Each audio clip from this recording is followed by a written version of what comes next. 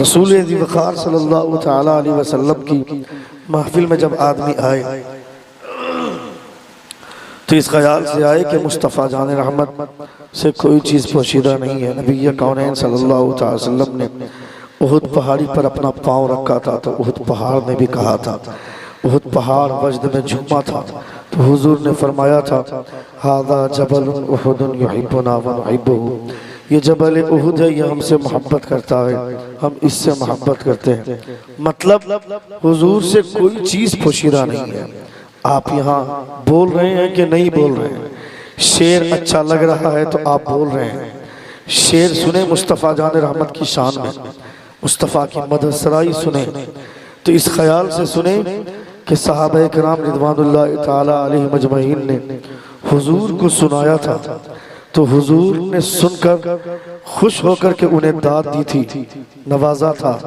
मुस्तफ़ा जान रहमत सल्लल्लाहु ताला अलैहि वसल्लम की मोहब्बत में अगर आज आप बैठ करके मुस्तफ़ा की बातें सुनेंगे, नबी कौनैन सल्लल्लाहु ताला अलैहि वसल्लम का जिक्र सुनेंगे और आप मुस्तफ़ा की मोहब्बत में बोलेंगे सुभान अल्लाह। उलमाए किराम फरमाते हैं रसूल वक़ार सल्लल्लाहु ताला अलैहि वसल्लम की मोहब्बत में जो इंसान बोलता है, जो इंसान बोलने की आदत बना लेता है, ये बोलना मैदान महशर में भी काम आएगा। हुजूर आला हज़रत ने क्या सोचकर कहा था कि मुझसे खिदमत के कुदसी कहें हाँ रज़ा। उससे पहले आपने एक शेर कहा था कि काश महशर में जब उनकी आमद हो और यानी क़यामत का मंजर होगा, उस क़यामत के मामले, क़यामत के मामलात होंगे, उन होलनाकियों में भी मुस्तफ़ा जान रहमत सल्लल्लाहु अलैहि वसल्लम की जब आमद हो और तमाम जानिब फरिश्तों की पहरेदारी हो, फरिश्ते बॉडीगार्ड की सूरत में इस्तकबाल करते हुए नारा लगाते हुए मुस्तफ़ा को लेकर के आएंगे। काश महशर में जब उनकी आमद हो और भेजे सब उनकी शौकत पे लाखों सलाम। मुस्तफ़ा आ रहे होंगे, सब उनकी शौकत, उनकी निखवत, उनकी बुलंदी पर जब सब लोग सलाम पेश करेंगे, काश जो हुजूर की खिदमत में रहने वाले फरिश्ते हों वो फरिश्ते मुझसे कह दें ऐ बरेली के अहमद रजा वही कलाम पढ़ो ना जो दुनिया में पढ़ा करते थे, मुझसे खिदमत के कुदसी कहे हाँ रजा। कैसा कलाम? उसी कलाम को पढ़ो जो कलाम दुनिया में पढ़ते थे। मुस्तफ़ा जाने रहमत पे लाखों सलाम, शम्ए बज़्म में हिदायत पे लाखों सलाम। यही तजस्सुस की बुनियाद पर, इसी तख़य्युल की बुनियाद पर बरेली के अहमद रजा ने हम तमामों को यह ज़हन दिया, यहाँ जो आदमी बोलने का आदी होगा वो क़यामत में भी बोलेगा, जो यहाँ खामोश रहने का आदी होगा। हर आदमी हमेशा बड़बड़ बड़बड़ करता है, चाय की दुकान पे, पान की दुकान पे या फिर दूसरे इधर उधर की बातों में हम लगे रहते हैं, एक दूसरे से बातें करते हैं। मगर जब महफिल रसूल में बैठते हैं, यहाँ बैठकर अपने आप को कोने में बैठा लेते हैं और अपने आप को जेंटलमैन बोलते हैं कि मौलाना लोगों का खाली काम है बुलवाना, मैं यहाँ सुनने के लिए आया हूँ, बोलने के लिए नहीं आया हूँ। मैं कहता हूँ बेवकूफ है वो आदमी, वो अपने आप को जेंटलमैन तसव्वुर करता है। साहब जो नबी की मोहब्बत में नहीं बोलेगा वो जबान रख करके क्या करेगा? ये जबान अगर अल्लाह रब्बुल इज्जत ने दी है तो इस जबान का हक अदा होना चाहिए, इस जबान की ज़कात अदा होनी चाहिए। हर चीज की ज़कात होती है, और माल की ज़कात, जायदाद की ज़कात, जमीन की ज़कात, इन तमाम चीजों की ज़कात है। तुम्हारी जबान की ज़कात क्या होगी? अगर आदमी जबान की ज़कात अदा करना चाहे तो मोहब्बत के साथ अल्लाह रब्बुल इज्जत की किबरियाई बयान करे, मुस्तफ़ा जान रहमत सल्लल्लाहु अलैहि वसल्लम की शान में मदद सराई करे, या फिर कोई मुस्तफ़ा की शान में मदद सराई कर रहा है तो नबी कौनैन सल्लल्लाहु अलैहि वसल्लम की मोहब्बत में सुभान अल्लाह कहे, माशा अल्लाह कहे। रसूल वक़ार सल्लल्लाहु अलैहि वसल्लम की शान में जब बोलोगे, मुस्तफ़ा की मोहब्बत में बोलोगे, खुदा ने अगर इस बोलने को कबूल फरमा लिया तो हमारा विजदान कहता है मुस्तफ़ा मदीने से मुस्कुरा देंगे एक मरतबा, इस मुस्कुराने की वजह से हमारी पूरी जिंदगी खुशहाल हो जाएगी, पूरी जिंदगी मुस्कुराहट भरी हो। सुभान अल्लाह, वाह, जोर से कहें या रसूल अल्लाह। और एक बार कहें या हबीब अल्लाह। अल्लाह रब्बुल इज्जत उस भाई को सलामत रखे जिन्होंने अपनी माँ की मोहब्बत में या बाप की मोहब्बत में अज़मत वालिदैन कॉन्फ्रेंस का इनेकाद किया। आज की तारीख में बेशुमार जलसे हो रहे हैं अज़मत वालिदैन कॉन्फ्रेंस। जिधर देखो पोस्टर है अज़मत वालिदैन कॉन्फ्रेंस, अज़मत वालिदैन कॉन्फ्रेंस। ये कब होता है? जब माँ का इंतकाल हो जाता है। माँ के इंतकाल के बाद 40वें के मौके से अज़मत वालिदैन कॉन्फ्रेंस का इनेकाद हो गया। मैं कहता हूँ 40 दिन के बाद, माँ बाप के मर जाने के 40 दिन के बाद अज़मत वालिदैन कॉन्फ्रेंस का इनेकाद करके फिर उसे भुला देना, ये बेवकूफ़ी है, ये माँ बाप के साथ नाइंसाफ़ी है। या फिर जब माँ बाप जिंदा हो उस वक्त माँ बाप का ख्याल न करना, उस वक्त माँ बाप के साथ में तवज्जोही बरतना, ये भी नाइंसाफ़ी है। जब लोग मर जाते, जब माँ बाप मर जाते, ये दुनिया से चले जाते, इंतकाल कर जाते, उनके इंतकाल कर जाने के बाद अगर हम उनके नाम से 40वें की महफिल सजाते हैं महज इस ख्याल में कि लोग देखेंगे तो लोग मुझे यह समझेंगे कि मैं अपने माँ बाप का बहुत चहीता बेटा था या मैं अपने माँ बाप से बहुत ज्यादा मोहब्बत करता हूँ। ऐसा बहुत सारे लोग करते हैं, मैं यहाँ के ताल्लुक से नहीं जानता हूँ। मुझे उम्मीद है, मेरा यकीन है कि जिस साहब ने अज़मत वालिदैन कॉन्फ्रेंस का इनेकाद किया है वह जरूर अपने माँ बाप का जियाला होगा, अपने माँ बाप से मोहब्बत करने वाला होगा और यकीनन होनी चाहिए। नबी कौनैन सल्लल्लाहु अलैहि वसल्लम इरशाद फरमाते हैं, जिसने एक मर्तबा मोहब्बत भरी निगाह से अपनी माँ को देखा खुदा उसे एक हज मकबूल का सवाब अता फरमाएगा। ये हुजूर इरशाद फरमाते हैं, जमीन फट सकती है, आसमान फट सकता है, मगर मेरे मुस्तफा ने जो कर दिया वो होकर रहेगा। आदमी को आज पूरी जिंदगी के हर लम्हे में हुजूर के बारे में सोचना चाहिए, नबी के बारे में सोचना चाहिए, खुदा के ताल्लुक से सोचना चाहिए। आज दुनिया में हर आदमी को ये एहसास हो गया कि मेरी हैसियत क्या है, मैं कौन हूँ, मगर मुसलमान अपने आप को नहीं पहचान पाया कि मैं कौन हूँ। खुदा ने इरशाद फरमाया, कुंतुम खैरा उम्मती उखरिजत लिन्नास तअमुरूना बिल मारूफ व तनहौना अनिल मुनकर। यू आर द बेस्ट उम्मा, grand Muslim community. You enjoy what is right and forbid what is wrong. तुम बेहतरीन उम्मत निकाले गए हो। तुम्हारी शान ये है कि तुम लोगों को भलाई का हुक्म देते हो, लोगों को बुराई से रोका करते हो। तुम्हें अपनी हैसियत का अंदाजा होना चाहिए। नहीं देखा तुमने हजरत मूसा अलैहिस्सलातु वत्तस्लीम आज से करोड़ों बरस पहले अल्लाह रब्बुल इज्जत से फरमाते हैं, ऐ परवरदिगारो, मैंने तौरात जो पढ़ी, तौरात में पढ़ने के बाद मैंने उसमें एक उम्मत का तज़किरा पढ़ा, वो उम्मत मुझे बड़ी अच्छी लगी। ऐ परवरदिगारो, वो उम्मत मेरे हवाले कर दे।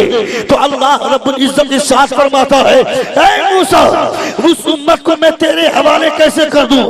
मैंने उस उम्मत को किसी और के लिए नहीं, अपने हबीब के लिए रखा है, अपने हबीब के लिए रखा है। ये है हमारी शान, ये है हमारी पहचान, ये है हमारी हैसियत। यानी अल्लाह रब्बुल इज्जत ने हमारे ताल्लुक से ये फैसला फरमाया कि हमें नबी का दामन मिलेगा, मुस्तफ़ा जान रहमत सल्लल्लाहु अलैहि वसल्लम की गुलामी मिलेगी, मुस्तफ़ा जान रहमत सल्लल्लाहु अलैहि वसल्लम का कलमा मिलेगा।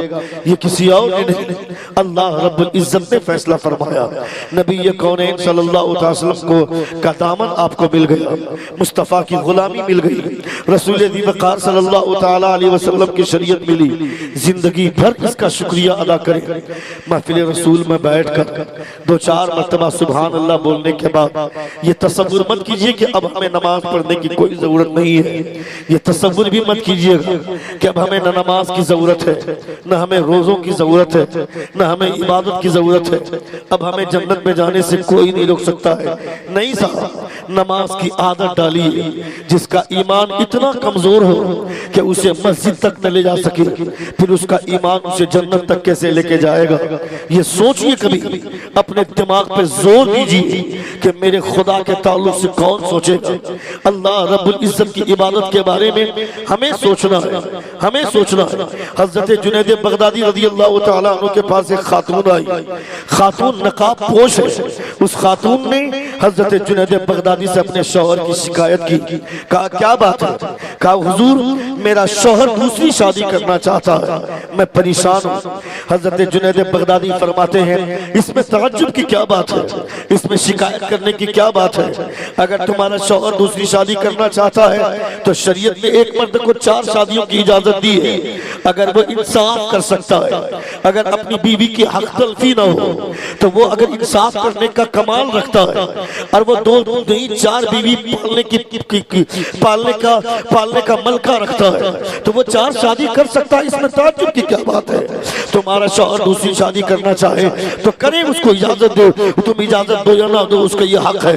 वो खातून बोलती है कि अगर मेरे ऊपर हया का पारा ना होता, अगर मेरे ऊपर शर्म की जंजीर ना होती तो मैं अपने चेहरे से नकाब हटाकर आपको दिखाती कि जिसके निकाह में इतनी खूबसूरत बीवी हो उसके लिए जेब देता है क्या कि वो किसी दूसरी औरत से शादी करे?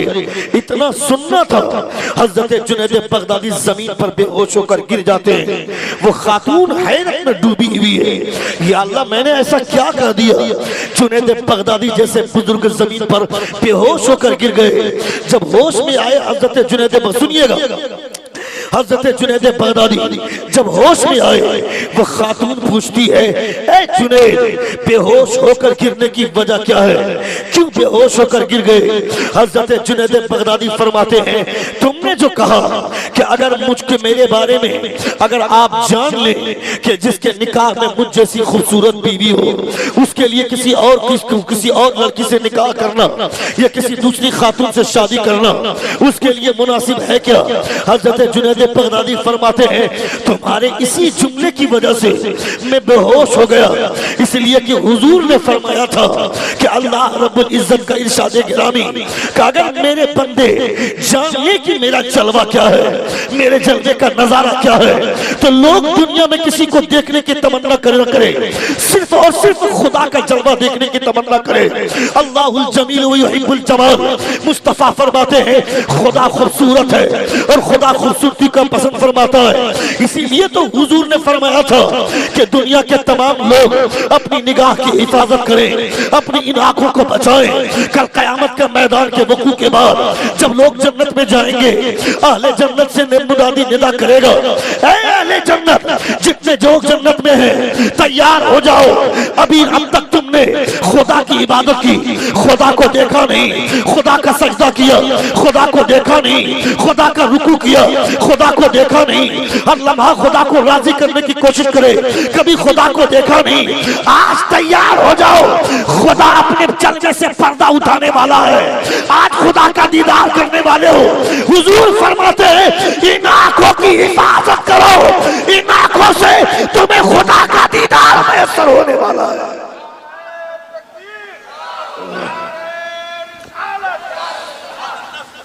अल्लाहुल जमील व युहिब्बुल जमाल, खुदा खूबसूरत है और खुदा खूबसूरती को पसंद फरमाता है। और मुझ जैसे बेवकूफ लोग, हम जैसे अहमक और खसीस लोग, 2-4 जुल्फे बिखरने वाली जो अपने अपने बदन पे क्रीम मारकर परफ्यूम, गंदे और मैले कुचले परफ्यूम मारकर, जिस परफ्यूम के ताल्लुक से ये लोगों ने कहा, हमारे उलमा ने कहा, वो परफ्यूम जो अल्कोहलिक है उसको लगाने से बेहतर है कि बकरी का पेशाब लगा लिया जाए बदन में, या जानवर का पेशाब अपने बदन में लगा दिया जाए। ऐसे परफ्यूम मारकर जब लड़कियां बाजार में चलती हैं तो देखना इन आवारा छोकरों को, ये उसकी जुल्फों के पीछे भागेंगे, ये उसके दुपट्टों के पीछे भागेंगे। मैं कहता हूं ये उसमें क्या मायने रखता है साहब? ये 4 दिन न नहाए तो बदन से बदबू आने लगे, ये परफ्यूम न लगाए तो इसे कोई ना पूछे, ये महीने में अगर 2-4 मर्तबा नहाए नहीं, चेहरे पे क्रीम न लगाए, शादियों में जो लड़कियां दिखने वाली होती हैं या पार्टी में जो लड़कियां या औरतें आती हैं अपनी जुल्फ को खोलकर चेहरे पे क्रीम डालकर एक बाल्टी पानी सर पे डालकर देख, इसकी हकीकत समझ में आएगी कि चेहरे पे कितना पाउडर पोत कर आई है। इसके पीछे भागता है, इसके हुस्न का क्या मायने है? मगर अल्लाह रब्बुल इज्जत की, अल्लाह रब्बुल इज्जत के महबूब के फरमान पर अगर तुमने अमल किया तो यहाँ एक के पीछे भागता है ना, वहाँ 70 हूरें तुम्हारे निकाह में दी जाएंगी। और उन 70 हूरों के ताल्लुक से तुम जानते हो क्या कहते हैं मुस्तफा? मुस्तफा फरमाते हैं खुदा ने उसमें इतने कमालात दिए हैं कि अगर वो हूरे अपना सिर्फ नाखून सूरज के सामने लाकर रख दें तो सूरज की रोशनी फीकी पड़ जाए, इतना नूर है उसके नाखून में। अगर सिर्फ दुपट्टा जमीन पर झाड़ दें वो हूरे, कोई एक हूर अगर जमीन पर दुपट्टा झाड़ दे तो उसकी खुशबू इतनी महान है कि दुनिया के सारे लोग उसकी खुशबू से बेहोश हो जाए। कौन सा परफ्यूम लगाती है? कोई परफ्यूम नहीं। खुदा ने इतना हुस्न दिया है, उस हुस्न को, उस हुस्न वाली हूरों को पैदा करने का मकसद सिर्फ और सिर्फ एक मकसद, मेरा बंदा मुझे चाहेगा, मेरा बंदा मेरी इबादत करेगा, मेरा बंदा मेरे लिए सजदा करेगा, मेरा बंदा मेरे लिए खाना पीना छोड़ देगा। उसके इनाम के तौर पर एक एक मर्द को खुदा 70-70 हूरें अता फरमाएगा। मैं कहता हूं क्यों इसके पीछे भागता है? भागना है तो मुस्तफा के पीछे भागो। जो मुस्तफा के पीछे भागता है उसके लिए हूरें उसकी कनीज बना दी जाती है।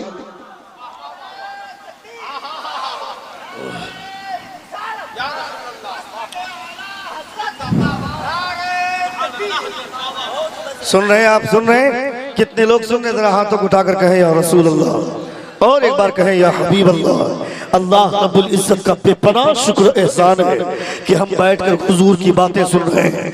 पागल बनना है तो मुस्तफ़ा की मोहब्बत में पागल बनो, दीवाना बनना है तो हुजूर के इश्क में दीवाना बनो। आज से 800 साल पहले जब लोगों के पास सोशल मीडिया का सहारा नहीं था, ये तो आज से 15-20 साल पहले से ये चीजें पॉपुलर हुई हैं। कंप्यूटर का चलो 25 साल 50 साल का जमाना होगा, मगर mobile, social media, Facebook, WhatsApp, इसकी उम्र ज्यादा नहीं है। वो मैप के जरिए जो आज लोग सफर करते हैं, हम लोग भी मैप में लोकेशन और करंट लोकेशन या लाइव लोकेशन शेयर करवाकर हम लोग भी सफर करते हैं। ये तो आज की चीजें हैं, कल ये चीजें वजूद में नहीं आई थी, मगर लोग सफर करते थे। बारात का काफिला, बारातियों का काफिला रात में लौट करके आ रहा है। एक मजूब आदमी से रास्ते में मुलाकात हो गई, रास्ता भूल गए सारे लोग। कहाँ जाना है? मंजिल कहाँ है? दुल्हन साथ में है, दूल्हा साथ में है, सारे बाराती साथ में है। मंजिल कहाँ है? भूल गए रास्ता, पता नहीं किधर जाना है। एक मजूब आदमी से मुलाकात हुई, कहा बाबा सुनिएगा, कहा बाबा हमको जाना है, हम रास्ता भूल गए। कहा कहाँ जाना है? कहा अहमदपुर जाना है, अहमदपुर का रास्ता नहीं मिल रहा है। लोग उसे मजूब कहते थे, लोग उसे पागल कहते थे। उस बाबा ने लाठी ली और कहा चलो तुम्हें अहमदपुर पहुंचाते हैं। सारे लोग पीछे पीछे चलने लगे। कुछ देर चलने के बाद देखते हैं सामने जन्नतुल बकी है, गुंबद खजरा का जमाल है, मस्जिद नबवी है, बाबे मदीना है, मुस्तफा का रोजा है, मुस्तफा के रोजे का गुंबद है। लोगों ने कहा बाबा ये कहां लेकर चले आए? यहाँ तो गुंबद खजरा है, यहाँ तो मस्जिद नबवी है, यहाँ तो जन्नतुल बकी है। उस बाबा ने कहा अरे तुमने तो कहा था कि हमें अहमदपुर जाना है, तुम किस अहमदपुर को जानते हो? हम नहीं जानते। मैं तो उस अहमदपुर को जानता हूँ जिस अहमदपुर में अहमद मुख्तार रहा करते।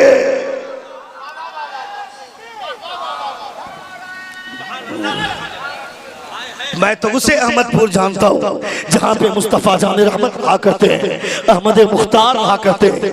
इसे कहते हैं मोहब्बत। लोग नहीं समझते इन सब चीज़ों को। हमारे सामने टीवी स्क्रीन है, मोबाइल का स्क्रीन है, उसमें गंदी लड़कियों की तस्वीर है, ये सारी चीज़ें हम देखते हैं। मेरे पास इतना वक्त होता है मगर कभी अच्छाइयों के ताल्लुक से हमारी सोच नहीं जाती है।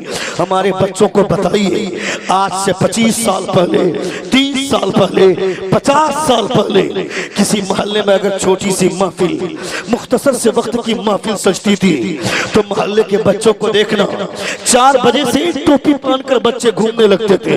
क्या भाई आज हमारे यहाँ मिलाद है, आज हमारे यहाँ जलसा सजा है, आज हमारे यहाँ मिलाद होने वाला है, मौलाना लोग आने वाले हैं, बड़े बड़े उलमाए किराम तशरीफ ला रहे हैं। बच्चों के अंदर ये ख्वाहिश, बच्चों के अंदर ये उमंग कि मिलाद शरीफ आने से पहले 4 बजे से ही सर में टोपी लगाकर घूमना, बाप ने ऐसा जज्बा पैदा किया था बेटे के दिमाग में, बाप ने ऐसी मोहब्बत पैदा की थी बेटे के दिमाग में कि मगरिब की नमाज के बाद मिलाद शरीफ की महफिल सजने वाली है या ईशा के बाद जलसे का इनेकाद होने वाला है, मगर 4 बजे से ही बच्चा बोलता है हमें कुर्ता पैजामा पहना दो, हमें टोपी पहना दो, आज जलसा होने वाला है।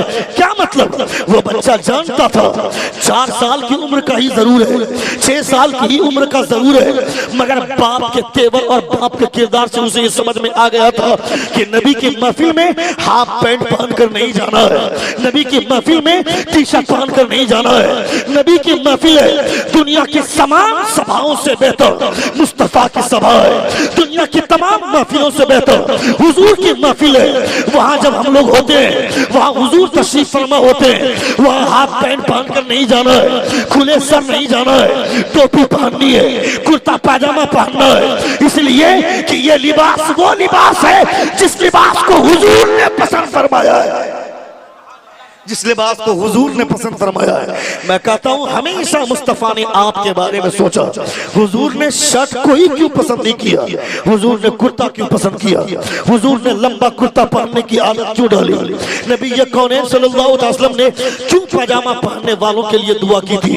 एक खातून पहाड़ पर चढ़ी हुई थी, पहाड़ से उतरते वक्त वो खातून का पांव फिसला, अचानक वो खातून गिर गई और गिरते गिरते वो नीचे आ गई। नबी कौनैन ने दुआ फरमाई उसके लिए, नबी ने दुआ फरमाई कि अल्लाह अगर आज इसने अगर पाजामा नहीं पहना होता तो आज इसका सत्र दुनिया देख ली होती। हुजूर ने उस पाजामा पहनने वाली खातून के लिए दुआ फरमाई। नबी कौनैन ने पाजामा पहनना, नबी ने पाजामा नहीं पहना, मुस्तफा से पाजामा पहनना साबित नहीं है, मगर पाजामा पहनने वालों के लिए हुजूर ने दुआ फरमाई। नबी के सहाबा ने पाजामा पहना और कुर्ता नबी ने क्यों बड़ा पहनने के लिए कहा और नबी ने बड़ा कुर्ता क्यों पहना। आज की तारीख में आदमी अगर फुल पैंट पहना है, शर्ट पहना है, कहीं खड़ा था, अचानक बैठने की कोशिश किया, बैठने की सूरत में उसका पैंट की सिलाई खुल गई, पैंट फट गया, अब वो आदमी अपनी शर्म से कहां जाएगा, वो अपनी शर्म से चेहरा छिपाने के काबिल नहीं रहेगा। मगर हुजूर के कुर्ते, हुजूर के जैसे कुर्ता पहनने की वजह से चाहे पैजामा अगर अंदर की सिलाई खुल भी जाए मगर तुम्हारे सत्र पे कोई धब्बा नहीं आएगा, तुम्हारे सत्र पे कोई दाग नहीं आएगा, तुम्हारा दामन तुम्हारी इज्जत की हिफाजत करेगा, तुम्हारा दामन तुम्हारी सत्र पोशी करेगा। क्या मतलब? दुनिया के लिबास में इज्जत नहीं है, अगर इज्जत है तो मुस्तफा के लिबास में इज्जत है, वकार है तो मुस्तफा।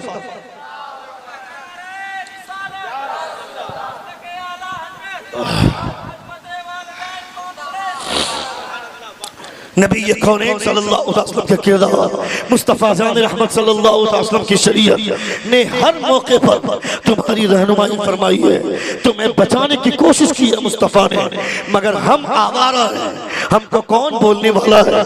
बैंक में जाते हैं वहाँ CCTV कैमरा लगा होता है, वहाँ बोर्ड लगा हुआ है कि आप CCTV कैमरे की निगाह में है। शॉपिंग मॉल में है, चोर भी दाखिल हुआ तो वो ये सोचता है कि आप CCTV कैमरे की निगाह में है, यहाँ बदमाशी नहीं चलेगी, यहाँ शरारत नहीं चलेगी, बैंक में हुड़दंगबाजी नहीं चलेगी। कोई लड़की दिख भी गई, हमेशा छेड़ने की आदत, मगर ये देख लिया कि कैमरे की निगाह में है, अब वो शरीफ बन गया, सीधा आदमी बन गया। क्या साहब कहीं कैमरे में कैप्चर ना हो जाए, कैमरे की वजह से कहीं शूट में ना आ जाए और वो मालिक बैठ करके देख न ले।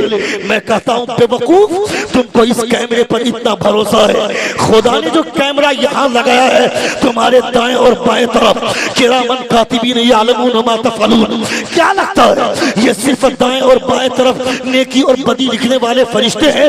कल कयामत के मैदान में तुम्हारे हिजाब से पर्दा उठाया जाएगा, पूरी दुनिया के सामने लाइव टेलीकास्ट होगा कयामत में। यहाँ शेख बन के घूम रहे हैं, यहाँ चौधरी बन के घूम रहे हैं, यहाँ मुखिया और सरपंच बन के घूम रहे हैं, मगर कयामत में पता चलेगा तुमने बंद कमरे में, अंधेरे कमरे में क्या गुल खिलाए।